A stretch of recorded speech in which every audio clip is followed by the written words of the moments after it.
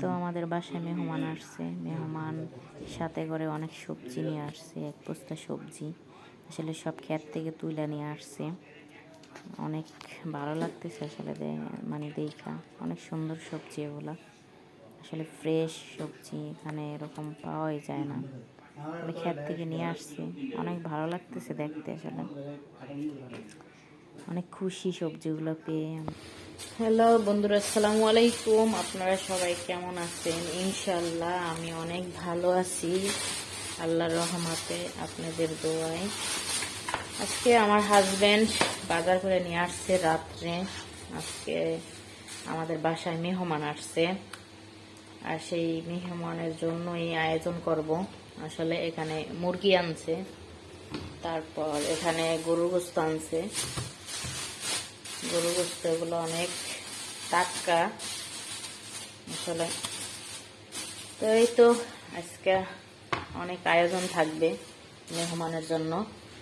এই তো মেহমানের জন্য গরুর গোস্ত রান্না করব, তারপর আবার মুরগি রান্না করব, তারপর এখানে আমি ডিম ভুনা করব, তাই ডিম সেদ্ধ দিয়ে দিছি।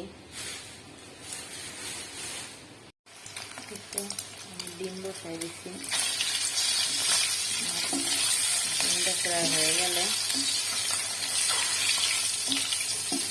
আসলে এটা আরামের মুরগির ডিম না, নতুন ডিম, তাই এদের আবার আমি মাংস বসাই দিচ্ছি। এই তো আমি মুরগির মাংসগুলা প্রথম রান্না করছি, রান্না করে এখন আবার ফ্রাই করতে বসাই দিচ্ছি। এগুলো আসলে ফ্রাই করবো তেলে। তারপর আমার গরুর মাংস আমি বসাই দিচ্ছিলাম, একেবারে আসলে সময় নেয় এসছে, খুব জলদি জলদি করতেছি। আসলে মেহমান আসলে একটু তাড়াহুড়োই পরে, যেহেতু আমি অনেক আইটেম রান্না করবো, একটু তাড়াতাড়ি করতেছি। এবারে আমার সব কিছু হয়ে গেছে। এবারে আমি লাউ কাইটা নিচ্ছি গরুর মাংসের মধ্যে দেওয়ানোর লেগে। এবারে পোলাও চাল ধুয়ে রাখছি। যে আমার গরুর মাংস কষানো হয়ে গেছে, এখন আমি লাউ এগুলা দিয়ে দেবো।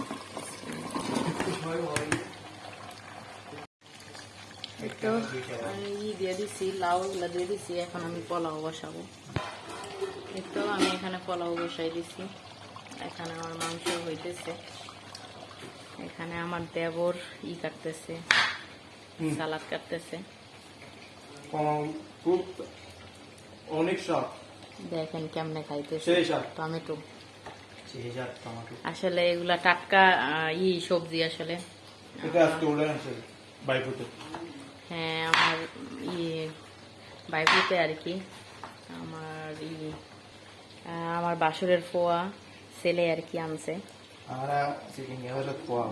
হ্যাঁ, আর চট্টগ্রামের বাসায় ছেলের ফোয়া হয়ে আর কি। তো আসলে টাটকা সবকিছুই।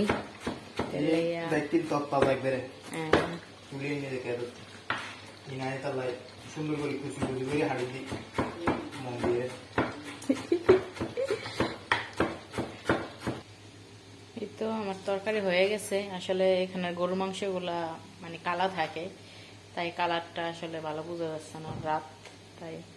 এই তো এখানে আমার পোলাও হয়ে গেছে। এই যে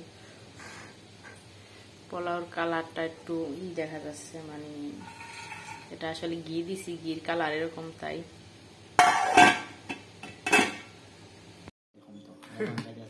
ইয়াল্লাই